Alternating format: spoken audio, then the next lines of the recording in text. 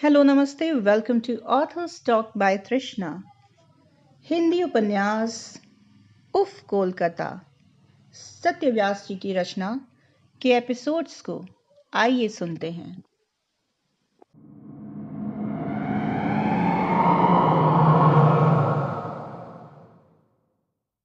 कब्रिस्तान। रुद्र शर्मा तिगड़ी के तीसरे दोस्त। दर पढ़ाकू पढ़ने का बहाना चाहिए होता है, कुछ भी पढ़ जाते हैं। हाथ में रखे हैं पेन स्कैनर और किसी भी लाइब्रेरी में बैठकर पूरी किताब स्कैन कर जाते हैं। घर आकर उसे पढ़ते हैं। दिमाग में जितनी शिराएं हैं उतनी किताबें भरी हैं। कॉलेज के पहले साल ही हादसे के शिकार हो गए थे। हादसा जज्बाती था, सो अब हादसों से बचकर चलते हैं। दरअसल हुआ ये कि दो मसले एक साथ पेश आए, एक बड़ा और एक छोटा। बड़ा ये कि असगर अली को हॉस्टल का वार्डन बना दिया गया, और छोटा ये कि रुद्र को उर्दू सीखने की मियादी बुखार चढ़ गया। उसका कारण था और उसका कारण भी मुनासिब था। बकौल रुद्र जहां उन्हें वकालत करनी है वहां की बड़ी आबादी मुसलमानों की थी, इसलिए जब वकालत को करियर बनाने की बात उन्होंने सोची थी तो ये मुनासिब फैसला लिया कि उर्दू सीख ली जाए, और उर्दू सीखने के लिए यूनिवर्सिटी के उर्दू सर्टिफिकेट कोर्स में दाखिला ले लिया। ये वजह रुद्र शर्मा बताते हैं, जो कि झूठी है। सच्ची वजह है हादसाती इश्क। जी, इश्क। हुआ ये कि एडमिशन के वक्त फीस भरने के लिए रुद्र शर्मा लाइन में लगे हुए थे। उनसे ठीक आगे जो लड़की लाइन में लगी थी, उसके इत्र की खुशबू रुद्र को बेचैन कर रही थी। वैसे भी सरकारी स्कूल में पढ़े और अब तक के केवल पढ़ते ही आए रुद्र की किसी भी लड़की से इतनी नज़दीकी पहली बार हुई थी। वे उसके गेसुओं की हवा से लर्जा हो रहे थे कि एक पुरकशिश आवाज़ ने उन्हें चौंका दिया। सुने, लड़की ने पीछे मुड़कर कहा था। आए। रुद्र शर्मा पहली बार में ही गड़बड़ा गए। लड़की ने बहरहाल हंसी अपने होठों के पीछे बंद करते हुए अपनी बात कही। आपके पास कलम होगी क्या? नामुराद मेरी कलम की रोशनाई ने धोखा दे दिया। नामुराद कलम रोशनाई, ये कौन सी भाषा है? ऐसी जुबान तो उसके कस्बे, उसके शहर के मुसलमान भी नहीं बोलते। दुआ सलाम और अल्लाह के अलावा उनमें और खुद में उसने कभी कोई अंतर महसूस ही नहीं किया। बहरहाल ये भाषा जो भी है, इस लड़की की जुबान से निकलकर कैसी शहद जैसी लग रही है। लड़की ने जो फिल्म चलाई उसका केवल फर्स्ट हाफ ही रुद्र के काम का था, सो उन्होंने कलम फौरन निकाली और लड़की की ओर बढ़ा दी। लड़की मुड़ी, कुछ दस्तखत सरीका किया और इससे पहले कि कलम वापस कर पाती, पीछे से चिल्लाती इंतजारिया की भीड़ ने इसे धक्का मुक्की के बीच ही बाहर निकल जाने पर मजबूर कर दिया। पीछे से लड़कों ने जब रुद्र को कोंचा तो उन्होंने गालियों में ही उनसे नज़दीकी रिश्तेदारियां निकाली और उसी लड़की के तसव्वुर में खोए काउंटर से बाहर निकल आए। बाहर निकलते ही उन्होंने एक ही दिन में दूसरा चमत्कार देखा। उन्हें अपनी आंखों पर विश्वास नहीं हुआ। उन्होंने एक साइकिल स्टैंड की छांव में लड़की को इंतज़ार करता पाया। लड़की ही धीमे धीमे चलकर रुद्र के पास आई और कलम वापस करते हुए बोली, मशकूर हूँ आपकी। रश्को रकाबत में मुब्तिला इस दुनिया में आप जैसे अच्छे लोग भी हैं। आए। रुद्र शर्मा एक ही दिन में दूसरी बार गड़बड़ाए और अचरज का सबसे बड़ा सवाल सबसे छोटे लफ्ज़ों में किया। लड़की उनकी परेशानी समझ गई और मुस्कुराते हुए बोली, धन्यवाद आपका। ईर्ष्या से भरी इस दुनिया में आप जैसे अच्छे लोग भी हैं। रुद्र को ये पूरी बात किसी अस्पष्ट अनुच्छेद की तरह लगी। किसी तरह वह इस अनुच्छेद में छेद कर पाए और बस अच्छे लोग ही समझ पाए। वे थोड़े शर्माए और फिर बोले, आप ये किस भाषा में बात कर रही हैं? लड़की को कदरन बुरा लगना चाहिए था, मगर लगा नहीं। वह वापस मुस्कुराई और बोली, उर्दू आपको भी सीखनी चाहिए, प्यारी जुबान है, आपकी तरह। कहकर लड़की ने अदाब जैसे कुछ किया और लौट गई। रुद्र शर्मा नहीं लौट पाए, उनका दिल वहीं कहीं अटक कर रह गया। अगले दिन वे उर्दू के सर्टिफिकेट कोर्स में एडमिशन लेने के लिए फॉर्म भरने की लाइन में फिर लगे थे, मगर एक दिन में 2 बार हुआ चमत्कार, तीसरी बार नहीं हुआ। 6 महीने तक रुद्र शर्मा इस भरोसे उर्दू विभाग के चक्कर लगाते रहे कि लड़की दिख जाए, मगर वह नहीं दिखी। रुद्र शर्मा ने क्लास करने के चक्कर में अपनी शनिवार रविवार की छुट्टियां तक खराब कर दी। दोस्तों का मूड खराब किया, फिल्में नहीं देखी, बस उर्दू विभाग के आसपास मंडराते रहे, मगर सब बेकार। चमत्कार अगर अचानक होते हैं तो बिजलियां भी बताकर नहीं गिरती। उस नामुराद दिन बिजली गिरी और अकेले नहीं, अपने संग दरख्त भी ले आई। एक दिन हुआ यूं कि रुद्र शर्मा उर्दू विभाग का चक्कर लगाकर आ ही रहे थे कि किसी मर्दाना आवाज़ ने उन्हें रोका। रुद्र शर्मा पीछे मुड़े। आवाज़ मर्दाना ही थी, मगर उसके साथ जो जनाना थी, रुद्र शर्मा की रुचि वहाँ थी। पहली बिजली वहीं गिरी, वही लड़की थी, मगर हाय, अपने शौहर के साथ थी। उसकी शादी आसनसोल में कहीं हुई थी और शौहर अपने ससुराल कोलकाता आए हुए थे। लड़की उन्हें अपनी यूनिवर्सिटी घुमाने के गरज से आई थी। तुम, मेरा मतलब है आपने क्लास नहीं किया इस साल? रुद्र ने जैसे तैसे सवाल किया। कैसी क्लास? मैं तो पार साल ही फारिग हो गई थी, लड़की ने हंसी बिखेरते हुए कहा। तो उस रोज़ ऑफिस काउंटर पे? रुद्र ने माकूल सवाल किया। वो तो मैं कॉशन मनी निकलवाने आई थी। लड़की ने दूसरी बिजली गिरा दी। उछलकर मोटरसाइकिल पर बैठी, गरारा संभाला और शौहर मोटर समेत हवा हो गई। उस शाम से रुद्र शर्मा के कमरे में अताउल्ला खान के गाने बिना नागा बजते रहे। 6 और महीने बीते तो रुद्र को ख्याल आया कि जब एडमिशन ले ही लिया है तो उसकी याद में ही सही सर्टिफिकेट भी ले ही लिया जाए। सो इसी गरज से वे वार्डन असगर अली के घर पहुंचे और सीधे ही मुद्दे की बात कही। सर, मुझे उर्दू में पास करा दीजिए। तुम्हें शौक है?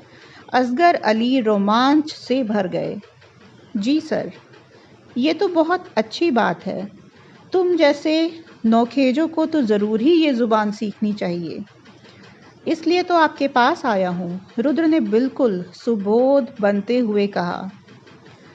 दिक्कत ही कोई नहीं है, कल से रोज़ सुबह 8 बजे आ जाया करो, आधे घंटे, जल्दी ही सीख जाओगे।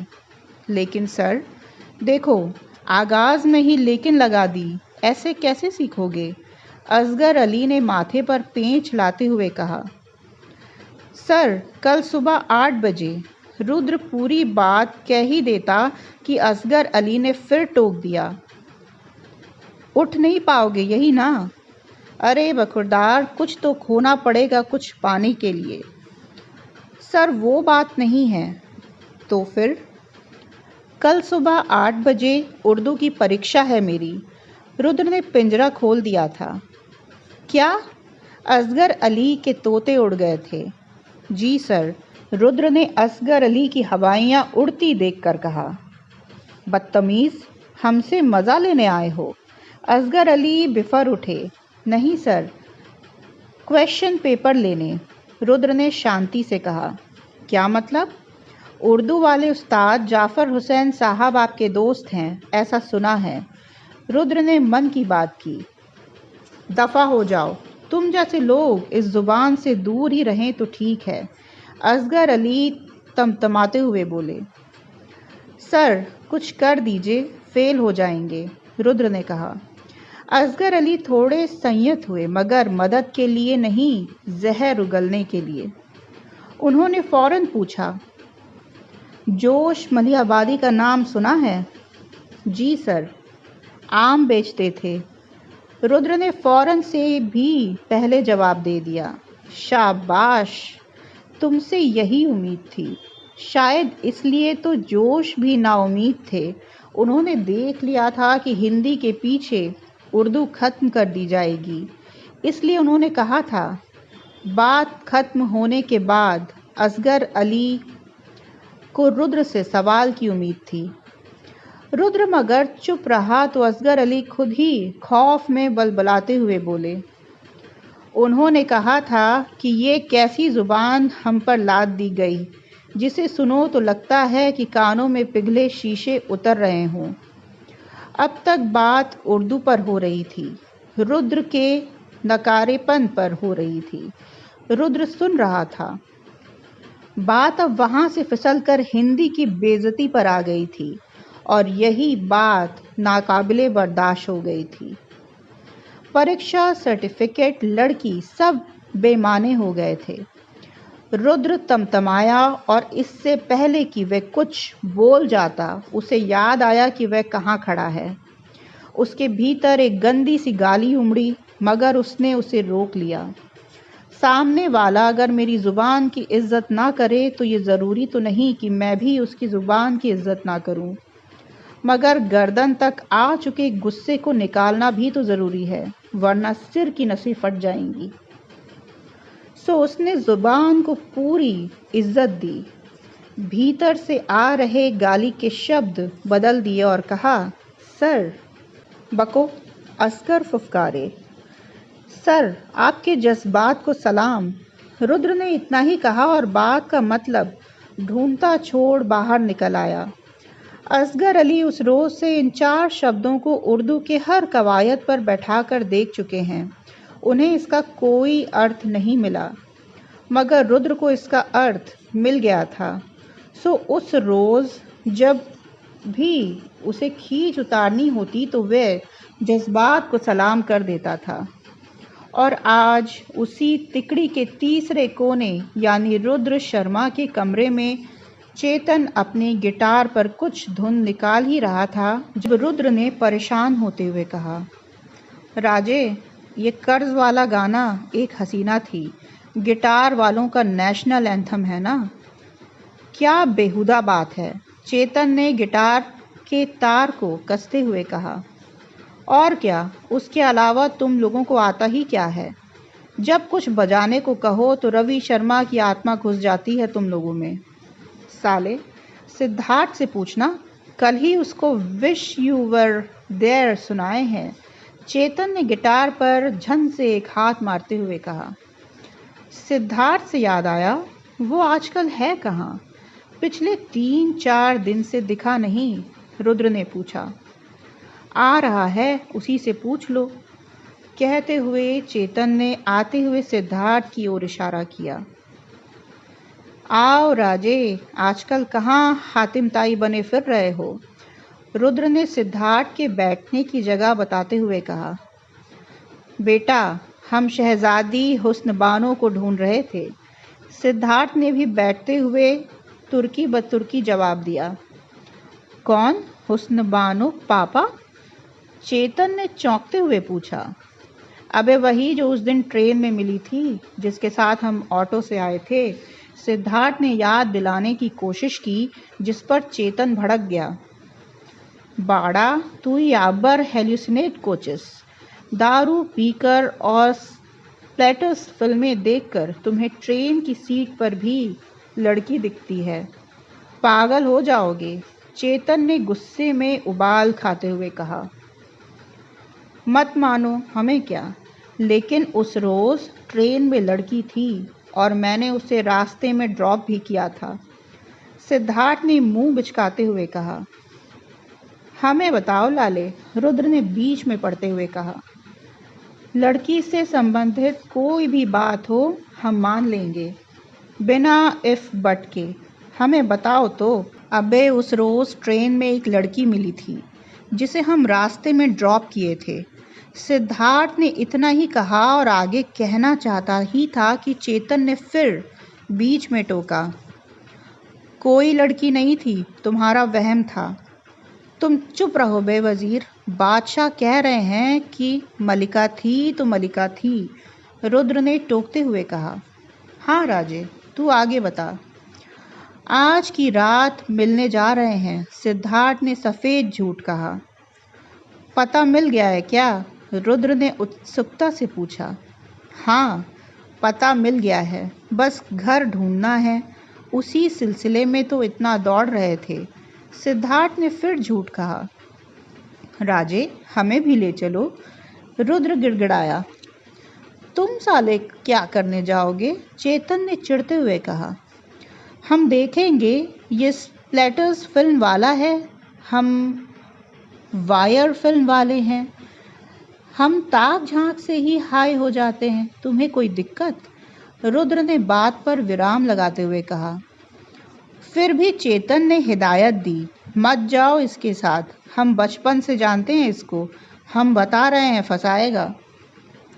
इसकी बात मत सुन और रात 10 बजे तैयार रहना, साथ ले चलेंगे।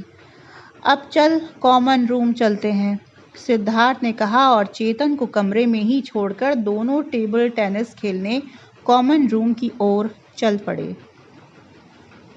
बरसात के महीनों में कोहरा कम ही दिखता है, मगर जब दिखता है तो जानलेवा ही होता है।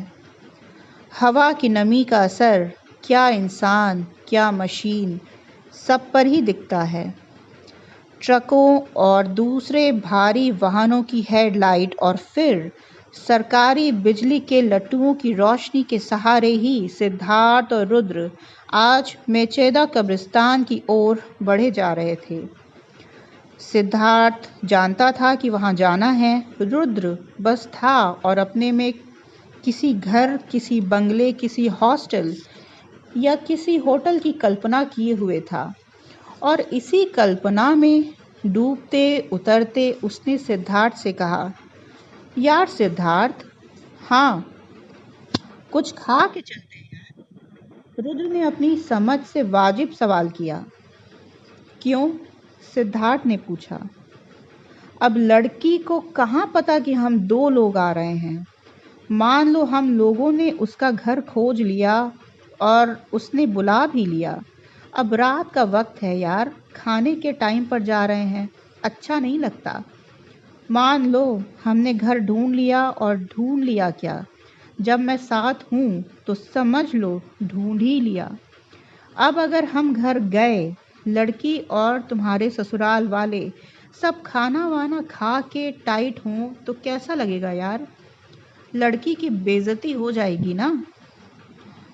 रुद्र ऐसी ही उलूल जुलूल बातें बकता रहा, जिस पर सिद्धार्थ ने कुछ कान दिया कुछ नहीं दिया, बस हूँ हाँ करता रहा। मोटरसाइकिल बहरहाल कोहरे को चीरती आगे बढ़ती रही। कोहरे ने मोटरसाइकिल और उसके दोनों सवारों को अब तक बर्फ के गिर्द लिपटे बोरे की तरह सड कर दिया था। गाड़ी ठीक कब्रिस्तान के पिछले हिस्से में रुकी थी। बाहर एक पीली रोशनी वाला बल्ब लकड़ी के ही दीमक खाए लैंप पोस्ट पर जल रहा था, और अगर किसी के पास खाली वक्त हो तो वह गिनकर बता पाए कि हर 3 सेकंड कांप कर बंद होने के बाद 2 सेकंड को जल जाता था। बहरहाल आसपास जो भी रोशनी थी बस उसी लाइट से थी।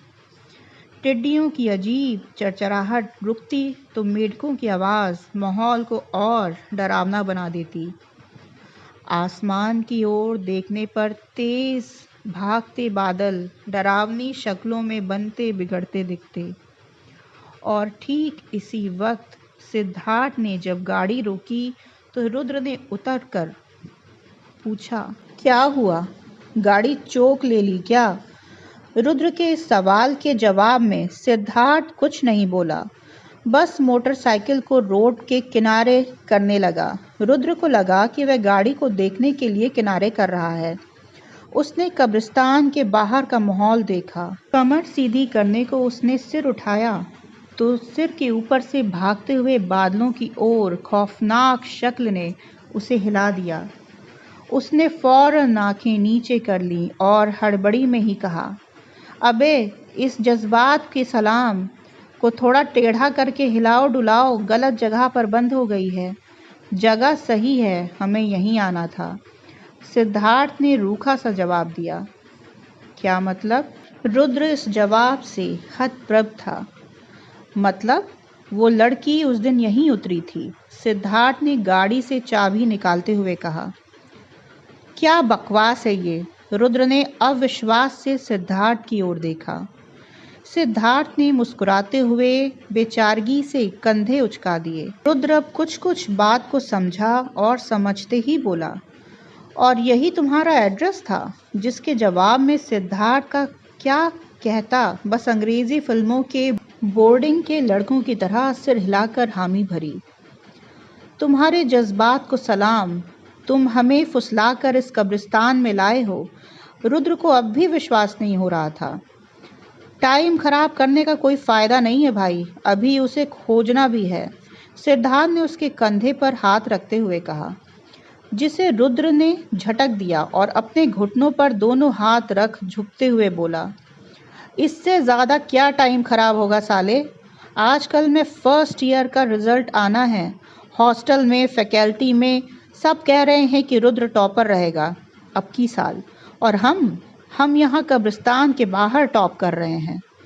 अब चल भी। सिद्धार्थ ने उसकी बात पर ध्यान ना देते हुए अपनी ही बात की। कहाँ चल? तुम्हारे जज्बात को सलाम। रुद्र शर्मा यहाँ से हिलेंगे भी नहीं। जल्दी गाड़ी स्टार्ट करो और वापस चलो फटाफट। सुन, उसे ढूंढे बिना तो नहीं जाऊंगा। दिन में ढूंढकर देख लिया है, रात में कोशिश कर लेने दे। सिद्धार्थ ने दृढ़ता से कहा।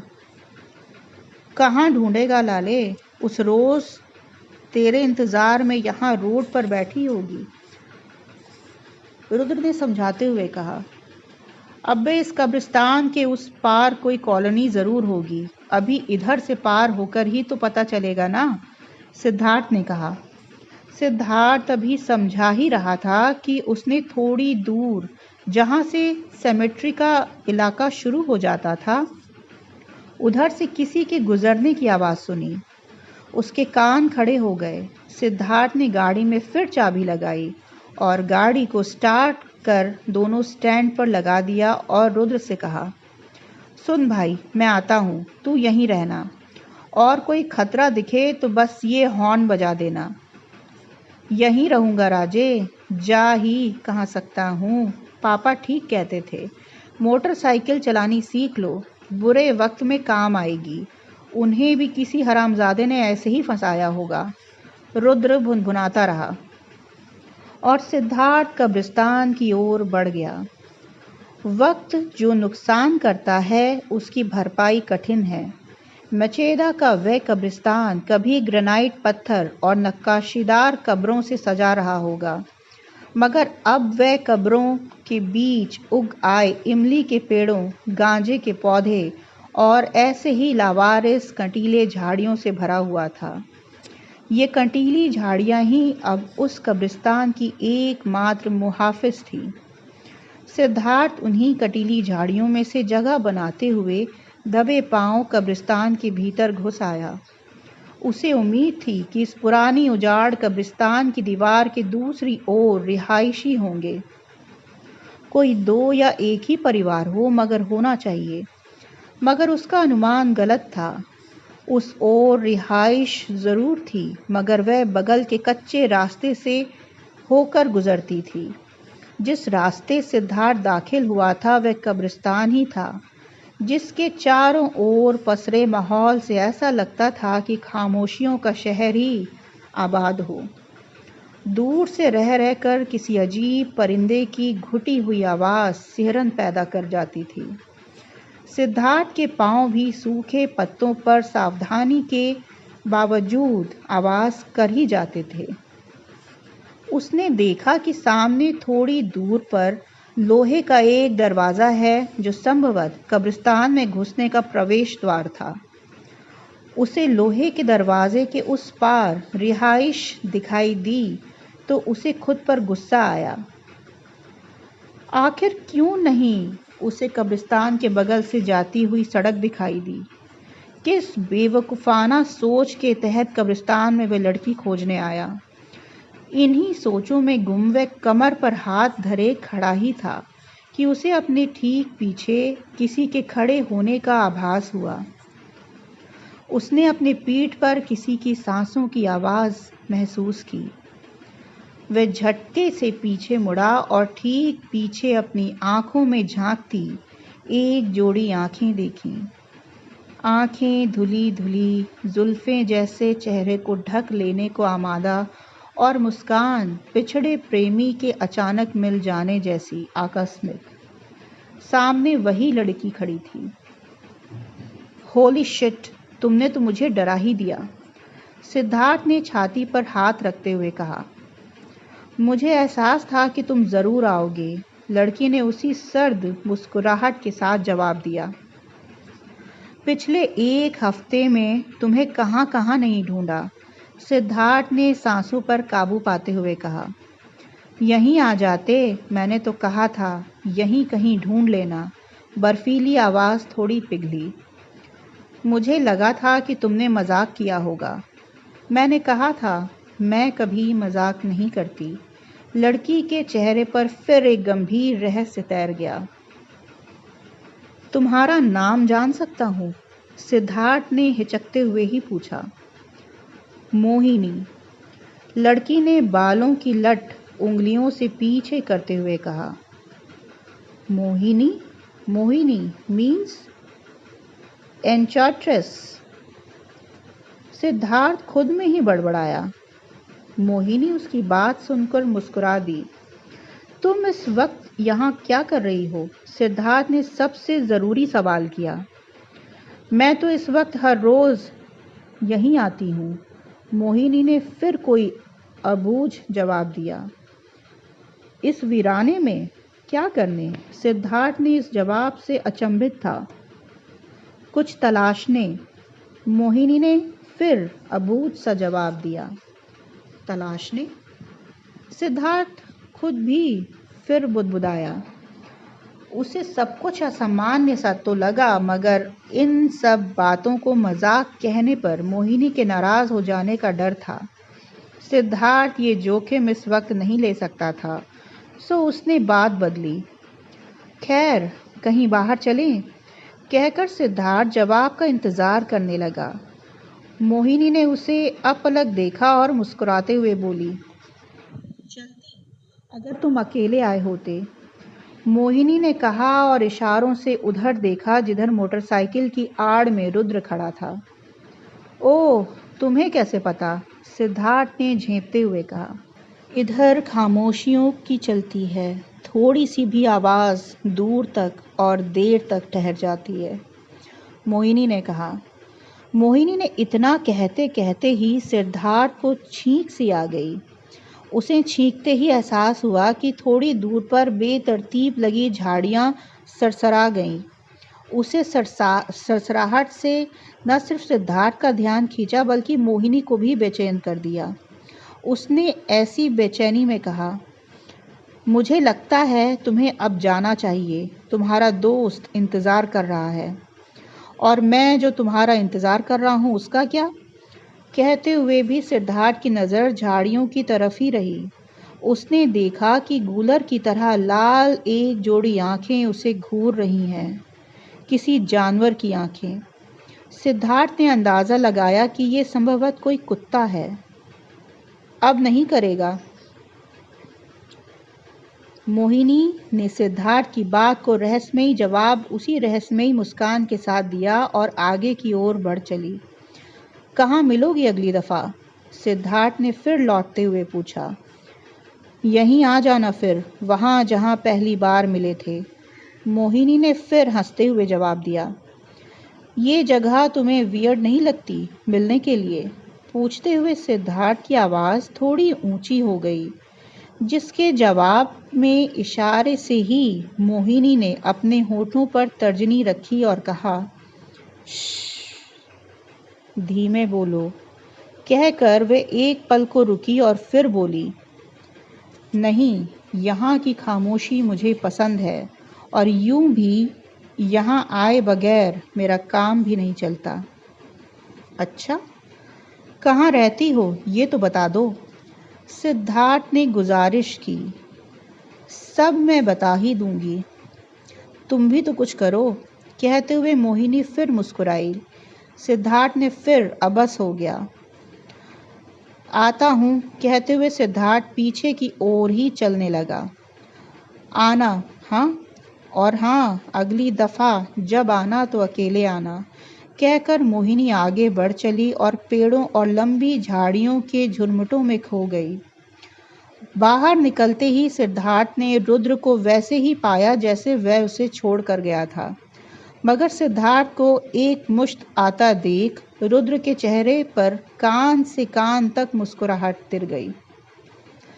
आ गया भाई तू, तुझे जिंदा देखकर कितनी खुशी हो रही है। चल जल्दी से गाड़ी स्टार्ट कर मेरे दोस्त। सिद्धार्थ ने रुद्र के कहने का इंतजार नहीं किया। उसने गाड़ी को स्टैंड से उतारा और बंद करके ढकेल कर आगे ले जाने लगा। रुद्र ने जब ये देखा तो हतप्रभ रह गया, मगर कुछ सोच कर बोला, अच्छा, गाड़ी का इंजन गर्म हो गया होगा ना? नहीं, फिर इसको धकेल के क्या बॉडी बनानी है? नहीं भाई, उसने कहा है कि यहाँ सब काफ़ी दिनों से सोए हैं। इंजन की आवाज़ से उनकी नींद में खलल पड़ती है। कहते हुए सिद्धार्थ गाड़ी को ढकेल कर कब्रिस्तान से आगे ले आया था। किसने कहा? रुद्र ने चलते हुए ही आश्चर्य से पूछा। मोहिनी ने। कहते हुए सिद्धार्थ ने गाड़ी स्टार्ट की। मोहिनी? नाम तो सवा सेक्सी है राजे, ये यहाँ कहाँ मिल गई? रुद्र ने पीछे बैठते हुए पूछा। यहीं कब्रिस्तान में, सिद्धार्थ ने गाड़ी रोड पर चढ़ाते हुए कहा। क्या? कब्रिस्तान में? सचमुच? कोई लड़की थी? रुद्र दरअसल सीट पर ही कांप कर रह गया था। हाँ, और इतना मत हिलो, और उसका नाम मोहिनी था। रुद्र ने अब की ऐसी धीमी आवाज़ में कहा मानो उसके गले में जान ही ना हो। हाँ बे, पहचानते हो क्या? सिद्धार्थ ने उत्सुकतावश पूछा, जिसका कोई जवाब रुद्र की ओर से नहीं आया। बस वह कुछ भुनभुनाता रहा। हम जानते हैं कि अब तुम क्या पूछोगे, सिद्धार्थ ने मुस्कुराते हुए कहा, और रुद्र ने सवाल की उम्मीद करने लगा। रुद्र की ओर से जब कुछ क्षणों तक कोई सवाल नहीं आया तो उसने खुद ही कहा, तुम साले पूछोगे कि वो कब्रिस्तान में मिली। थोड़ा अजीब नहीं है, है ना? अजीब है? थोड़ा नहीं, बहुत अजीब है। मगर यार वो इतनी खूबसूरत है ना कि उसे देखने के बाद आस पास का ख्याल ही किसे रहता है। अगली बार पता है कहाँ मिलना है? सिद्धार्थ ने फिर सवाल की उम्मीद की, मगर रुद्र का कोई सवाल नहीं आया। हाँ, उसका भुनभुनाना थोड़ा और तेज हो गया। यहीं मिलना है, और घबराओ मत, अगली बार तुमको तकलीफ नहीं देंगे, अकेले बुलाई है। सिद्धार्थ ने गाड़ी की एक्सीलेटर बढ़ाते हुए कहा और फिर कहना जारी रखा। बोलते क्यों नहीं हो साले, और ये क्या भुनभुना रहे हो? सिद्धार्थ के चिल्लाने पर आवाज़ रुद्र तक गई और अब रुद्र की सुनी जा रही सकने वाली आवाज़ सिद्धार्थ के कानों में पड़ी। रुद्र दरअसल हनुमान चालीसा पढ़ रहा था। मारे डर के उसकी हालत खराब थी। सिद्धार्थ बेसाख्ता हंस पड़ा। साले पीजन हार्ट। कहते हुए सिद्धार्थ ने गाड़ी चलाना जारी रखा और रुद्र के हनुमान चालीसा पढ़ना शुरू रखा। बीच में थोड़ी देर की खामोशी रही, जिसे तोड़ते हुए सिद्धार्थ ने ही कहा, जानता है बे, शी इज़ वर्थ डाइंग। उसके लिए मरा भी जा सकता है। वो अपना सस्ता शायर चेतन कैसे हो सकता है ना कि बनाने वाले ने खुद ही तराशे हैं तेरी जुल्फें, तेरी आंखें, तेरी अब्रू, तेरे लब और पाँव। रुद्र आखिरकार बोला। मतलब? सिद्धार्थ ने चिहुक कर पूछा। तूने उसके पाँव देखे? रुद्र ने इस तरह बात रखी कि माहौल में सिरन सी दौड़ गई। सिद्धार्थ के हाथों के रुओं में करंट सा छू गया। वे रुद्र की बात का अर्थ समझ गया और फिर पूरी राह कोई कुछ नहीं बोला। तो आज के लिए बस इतना ही। आगे के एपिसोड सुनते रहने के लिए मेरे चैनल पे बने रहिए। बहुत बहुत धन्यवाद। शुभ रात्रि।